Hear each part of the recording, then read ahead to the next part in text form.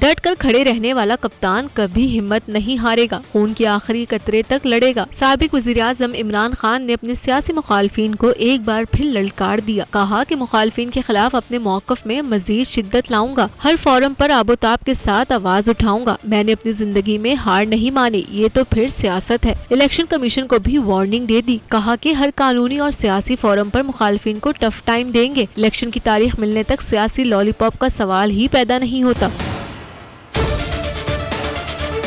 खुसूसी गुफ्तगू में इन्होंने कहा कि हमारी जद्दोजहद आईनी और कानूनी हुदूद में रहते हुए जारी रहेगी। साबिक वज़ीर-ए-आज़म ने कहा इनके ऊपर FIA के केसेस थे। इनके होते हुए डॉक्टर रिजवान का हार्ट अटैक से इंतकाल हुआ। इमरान खान ने कहा कि बिलावल और फजलुर रहमान ने लॉन्ग मार्च किया, हमने कोई पकड़ धकड़ नहीं की। मैंने तो इन्हें खाना और कंटेनर देने की पेशकश भी की। ये जब से इक़्तिदार में आए हैं मुल्क का सारा निज़ाम तबाह कर रहे हैं। ये इक़्तिदार में रह गए तो मुल्क को वो नुकसान पहुँचाएंगे जो दुश्मन भी नहीं पहुँचा सकता।